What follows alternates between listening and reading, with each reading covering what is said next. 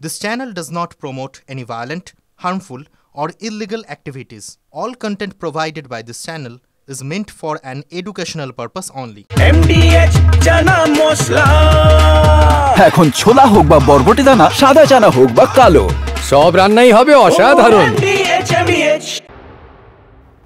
TV9 বাংলায় স্বাগত। Hotspot নিয়ে আপনাদের সঙ্গে রয়েছে আমি শর্মিষ্ঠা।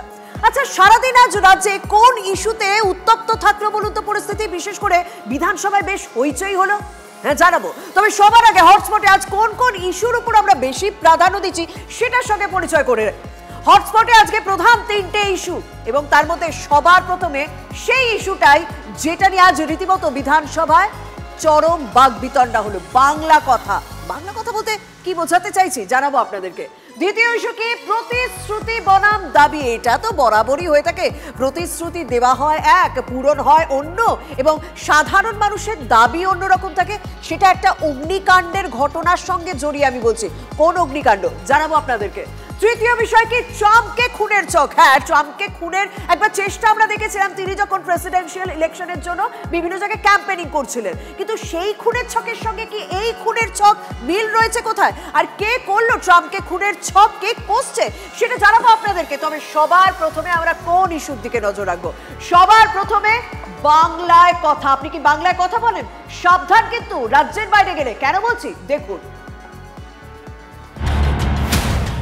বাংলাদেশ বলে তো আমাদেরকে তুলে নিয়ে গেছে, তো বাংলা ভাষা বলে বলে এইটা হলো মেন জিনিস। বাংলাদেশ পাঠিয়ে দিচ্ছে না, এদিকে লিখছে না ওদিকে লিখছে, মেরে ধরে চুরি করে রাত্রে অন্ধকারে আমাদেরকে বাংলাদেশে পাঠিয়ে দেয়। বাংলা ভাষায় তো বাঙালি কথা বলবে। ভারতীয় জনতা পার্টির সরকারকে নিচু করা যায়, সেটাই মুখ্যমন্ত্রীর চেষ্টা।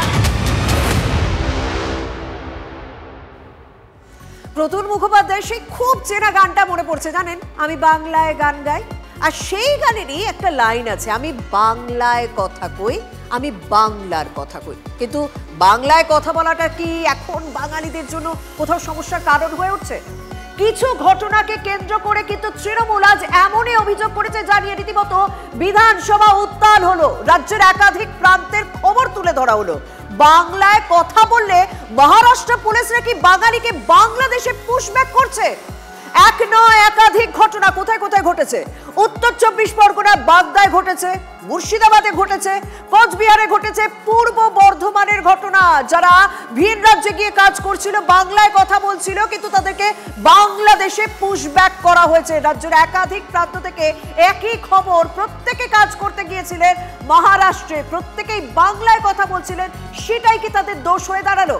তৃণমূল সেই অভিযোগই করেছে এবং বিধানসভায় দাঁড়িয়ে এমনই অভিযোগ কে করলেন? খোদ মুখ্যমন্ত্রী মমতা বন্দ্যোপাধ্যায়। এবার একটা একটা করে ঘটনা আপনাদের সামনে তুলে ধরি। শুধুমাত্র তো অভিযোগ করলে হবে না, আমরা অভিযোগের কথা শোনাই এবং সেটার গভীরে গিয়ে সেই বিষয়গুলোও আপনাদের সামনে নিয়ে আসি। তাই আমরা পৌঁছে গিয়েছিলাম উত্তর 24 পরগনা বাগদায়। সেখানে গিয়ে সত্যিই শুনলাম দম্পতি মুম্বাইয়ে গিয়েছিলেন রাজমিস্ত্রির কাজ করতে। 10 তারিখ বাংলাদেশি হিসেবে তাদের গ্রেপ্তারের কথা জানিয়ে বাড়িতে ফোন করে মুম্বাই পুলিশ। নাগরিকত্ব সহ যাবতীয় নথিপত্র পাঠায় পরিবার। তারপর কি হলো শুনুন, ওই শ্রমিকের পরিবারের মুখ থেকে শুনুন তাদের কোন ভয়ানক অভিজ্ঞতার মুখে পড়তে হয়েছে।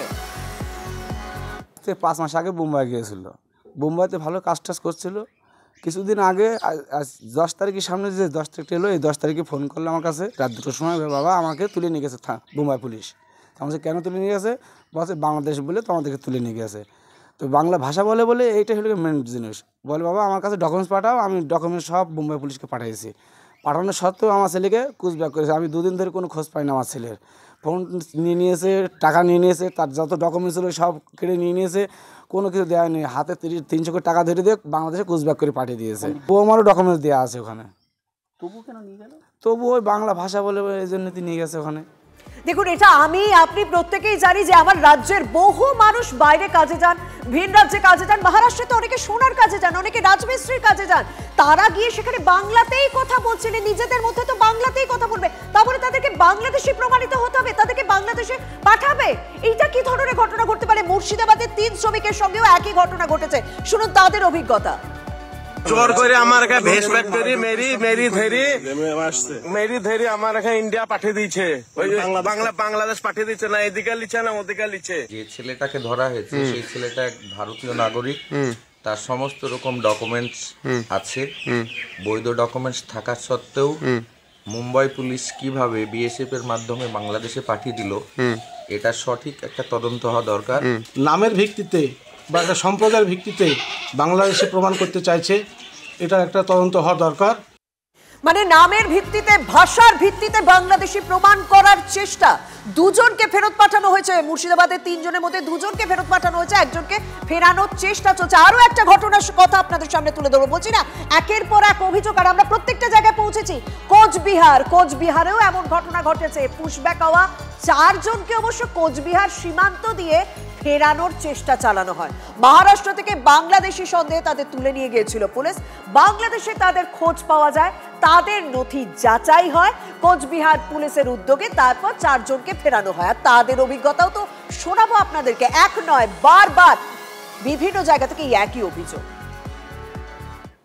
বাঙালি মানে মুম্বাই মহারাষ্ট্রে পুলিশ কি বলছে, বাঙালি মানেই বাংলাদেশি।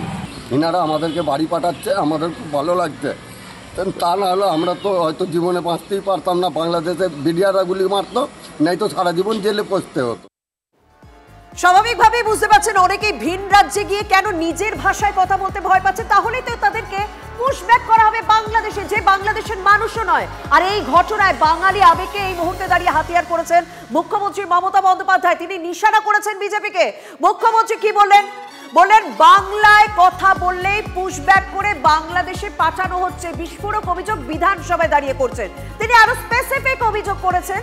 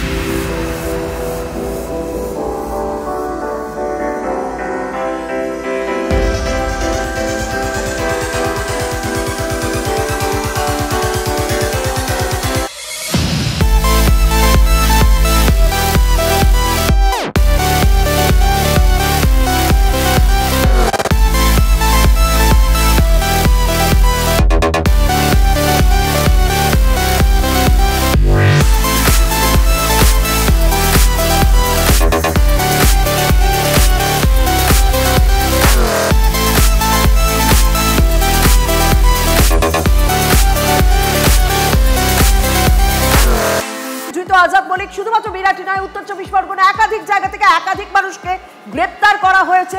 এবং এই আজাদ মল্লিকের নামে যদি আপনাদের সামনে তুলে ধরি, সে তো আবার পাকিস্তানের নাগরিক। সে পাকিস্তানের নাগরিক হয়েও আমাদের দেশে এসেছে, দীর্ঘদিন থেকেছে এবং অন্যকে জাল নথি তৈরি করতে সাহায্য করেছে। 78 জন বিদেশি বাংলার ভোটার লিস্টে ঢুকেছে এই আজাদের হাত ধরে, এমনও অভিযোগ উঠেছে। বাংলাদেশের ছাত্র আন্দোলনে যোগ দেওয়া নিউটন দাসকে মনে আছে তো? তাকে আমরা বাংলার ভোটার হিসেবে দেখিয়েছিলাম। টিভি9 বাংলা সেই খবর করার পর অবশ্য নিউটনের নাম সেই ভোটার লিস্ট থেকে বাদ দেয়। কিন্তু বোঝাই যাচ্ছে যে এরকম বেশ কয়েকটা ঘটনা ঘটেছে বলেই আজ বাঙালিদের, আমার রাজ্যের বাঙালিদের অন্য জায়গায় গিয়ে বিতর্কের মুখে পড়তে হচ্ছে। অন্য জায়গায় গিয়ে তাদের পিঠে বাংলাদেশি তকমা দিয়ে তাদেরকে পাঠিয়ে দেওয়া হচ্ছে। কোনো রকম নথি যাচাই করার প্রয়োজনই হচ্ছে না, কারণ নথিগুলো কি আসল না সেগুলো ফেক, সেই প্রশ্ন তো তোলা হচ্ছে বিরোধীদের তরফ থেকে, যে কারণে এই ঘটনাগুলো ঘটছে। আর এই ঘটনাগুলোর একটা অদ্ভুত পরিস্থিতির মধ্যে দিয়ে এনে দাঁড় করাচ্ছে আমাদেরকে। আর এই অনুপ্রবেশ সমস্যা স্বাভাবিকভাবে আজকের নয়, বাংলায় বারবার এই অনুপ্রবেশ সমস্যা এসেছে এবং প্রত্যেকবার আমরা দেখেছি এটা যেন একটা ভোটের অস্ত্র হয়ে দাঁড়িয়েছে। আমরা শোনাবো স্বরাষ্ট্রমন্ত্রী অমিত শাহের বেশ কয়েকটা বক্তব্য আপনাদের সামনে তুলে ধরবো। বারবার অনুপ্রবেশ ইস্যু ভোটের একটা অস্ত্র, কিন্তু এই সমস্যার সমাধান হয় না, সাধারণ মানুষকে সমস্যায় পড়তে হয়। ममता बनर्जी ने हमारे देश की सीमाओं को बांग्लादेशियों के लिए खुला कर दिया है। इनके आशीर्वाद से घुसपैठ हो रही है। आप जानबूझकर बॉर्डर पर भूमि नहीं देते हो क्योंकि घुसपैठ चलती रहे, आपकी वोट बैंक बढ़ती रहे और आपके बाद आपका भतीजा भी मुख्यमंत्री बनता रहे। इस घुसपैठ को हम पूर्णतया रोक कर दम लेने वाले हैं और शांति बंगाल में तभी हो सकती है जब एक घुसपैठ रुक जाए। दीदी सीएम बनती है तो घुसपैठ रोकेगी क्या? रोकेगी क्या? घुसपैठ कौन रोक सकता है? भारतीय जनता पार्टी ही घुसपैठ रोक सकती है। অনুপ্রবেশের ভোট ব্যাংকের উপর ভর করে কি রাজ্যে ক্ষমতায় আসছে তৃণমূল কংগ্রেস? না, এই প্রশ্নের উত্তর আমরা দিতে পারিনি। এই অভিযোগটাই করেছেন রাজ্যের বিরোধীরা এবং এই অভিযোগই করছেন বারবার কেন্দ্রীয় স্বরাষ্ট্রমন্ত্রী অমিত শাহ। স্বাভাবিকভাবে রাজ্যের শাসক দল ছেড়ে কথা বলার নয়, তখন তারা পাল্টা কেন্দ্রকে নিশানা করেছে। কেন্দ্রকে নিশানা করে কি বলছে? এই যে অনুপ্রবেশের ঘটনা ঘটছে, তখন ওই সীমান্তে দাঁড়িয়ে বিএসএফ কি করছে, তারা কেন আটকাতে পারছে না? শুনুন। ভয়ঙ্কর অভিযোগ আসছে যে ভারতবর্ষের মধ্যে কোথাও বাংলা ভাষায় কথা বললেই বলে দেওয়া হচ্ছে বাংলাদেশি। আরে বাংলা ভাষায় তো বাঙালি কথা বলবেই, তো তারা তো ভারতীয় তথ্য প্রমাণ নথি সব রয়েছে, কিন্তু বাংলা ভাষায় কথা বললেই বাংলাদেশি বলে তাদেরকে ধরে হ্যারাস করা, একঘরা করা আইনে। তো যেটা যদি সত্যিই কেউ অনুপ্রবেশকারী হয় তো তার বিরুদ্ধে ব্যবস্থা হোক। বিএসএফ কেন আটকাতে পারেনি অমিত শাহ জবাব দেবে, কিন্তু যারা বাংলায় কথা বলেন এবং ভারতীয় তাদেরকে ধরে বাংলাদেশে পাঠিয়ে দেওয়া হচ্ছে, বিএসএফের হাতে তুলে দেওয়া হচ্ছে। এগুলো আমরা তীব্র বিরোধিতা করছি। জানেন তো, ঠিক যে মুহূর্তে দাঁড়িয়ে বাঙালি ইস্যুতে তোলপাড় হচ্ছে রাজ্য, আর এই খবরটা আমি আপনাদের সামনে তুলে ধরছি, তার ঠিক কিছুক্ষণ আগে একটা খবর আমাদের কাছে এসেছে। 35,000 টাকা দিলেই হাতে আধার কার্ড পেয়ে যাবেন। শিলিগুড়িতে ভাবুন, ওই স্ট্র্যাটেজিক পয়েন্ট শিলিগুড়ি, আমার রাজ্যের শিলিগুড়ি হচ্ছে সাংঘাতিক একটা স্ট্র্যাটেজিক পয়েন্ট, যেখান থেকে অনুপ্রবেশের অভিযোগ বারবার উঠেছে। সেই শিলিগুড়িতেই এই জাল আধার তৈরি চক্র চলছে।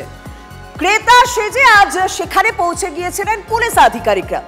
17,000 টাকা অগ্রিম দিয়ে পুলিশ সেই ডেরায় পৌঁছয়। হাতে নাতে 7 জনকে গ্রেপ্তার করা হয়। 2টি কম্পিউটারে প্রচুর জাল আধার কার্ড মিলেছে। উদ্ধার হয়েছে ভুয়ো ভোটার কার্ড, কাস্ট সার্টিফিকেট। আর পুলিশের সূত্রে খবর, বাংলাদেশিদেরই টাকার বিনিময়ে নানা সরকারি নথি তৈরি করে দিত অভিযুক্তরা। তাহলে কোনো দোষ নেই। সেই কারণে এখানকার নথিতে কোনো রকম বিশ্বাস করা হচ্ছে না। সেই কারণে এখানকার বাঙালি যারা আসল বাঙালি, যারা এ রাজ্যের মানুষ, তারা ভিন রাজ্যে গিয়ে সমস্যায় পড়ছেন। তাদেরকে বাংলাদেশি বলে বাইরে পাঠিয়ে দেওয়া হচ্ছে। এদিকে আজই দিল্লিতে 17 শিশু সহ 36 জন বাংলাদেশি অনুপ্রবেশকারীকে আটক করা হয়েছে। ধৃতদের কাছ থেকে 13টি বাংলাদেশি পরিচয়পত্র উদ্ধার করেছে পুলিশ। বাজেয়াপ্ত করা হয়েছে 7টি মোবাইল ফোন। মোবাইলে বেশ কিছু নিষিদ্ধ অ্যাপের খোঁজ পেয়েছে দিল্লি পুলিশ। কিভাবে এরা ভারতে ঢুকলো, এটাই তো এখন সব থেকে বড় প্রশ্ন। তাই খতিয়ে দেখছে এই বিষয়টি দিল্লি পুলিশ। এই বিষয়গুলোর দিকে আমরা নজর রাখছি। তার মানে বুঝতেই পারলেন, আজ সারাদিন বিধানসভা যে ইস্যুতে উত্তপ্ত থাকলো সেটার একেবারে গভীরে গিয়ে প্রত্যেকটা কেস স্টাডিও আপনাদের সামনে তুলে ধরলাম, প্রত্যেকটা দিক নিয়ে আলোচনা করলাম। এবার আরো একটা দিকে নজর রাখা যাক। মানে আজকে আমার শহর কলকাতার একটা পার্ট খুব উত্তপ্ত ছিল, কারণ গতকাল খিদিরপুরে তো সেখানে ভয়াবহ অগ্নিকাণ্ডের ঘটনা ঘটেছে। 1300 দোকান নাকি সেখানে পুড়ে ক্ষতিগ্রস্ত হয়েছে, বিধ্বংসী অগ্নিকাণ্ড।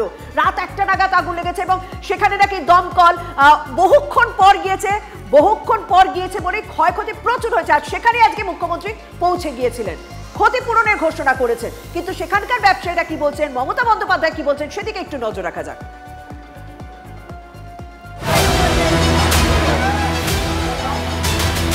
जिसको पूरा जल गया है हम 1 लाख करके उसको देगा, दुकान भी बना देंगे प्लस मटेरियल्स खरीद करने के लिए। मैडम वन साइड कन्वर्सेशन उन्हीं करे, उन्हीं चले गए, बोले दिए कि 1 लाख टाका दिए। अरे 1 लाख टाका काके देवें उन्हीं? 4 करोड़ का मेरा गोडाउन में माल, और एक गोडाउन में 6 गोडाउन में 4 करोड़ का माल। आप समझ रहे हैं? गवर्नमेंट नया बिल्डिंग कर देवे, नया मार्केट कर देवे बिना পয়সায়, তোমাদের পয়সা লাগবে না।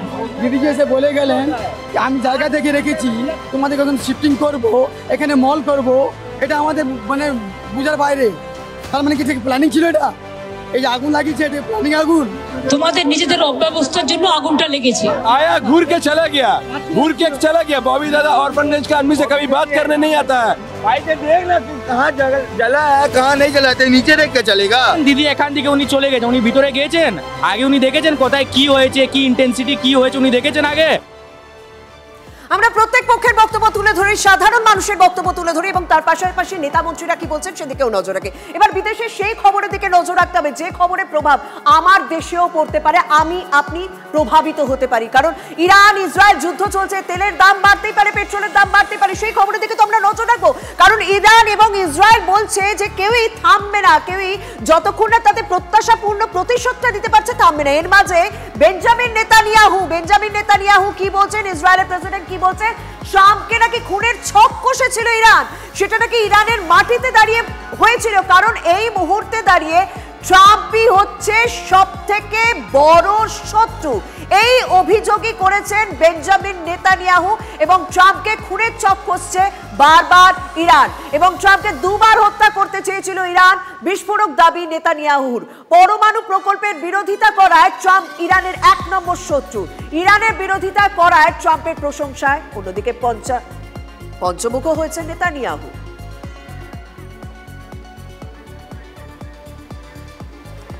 হটস্পটে আরো বেশ কিছু গুরুত্বপূর্ণ খবর রয়েছে, সেই সমস্ত খবরে ইন ডিটেইল আপনাদের সামনে তুলে দেব। বাহ, এবার রয়েছে স্বাদ। হ্যাঁ, অপূর্ব স্বাদ। এমডিএচ এর চাঙ্কি চাট মশলা, জীবনে আসল স্বাদ জাগলো। আসল মশলা এমডিএচ।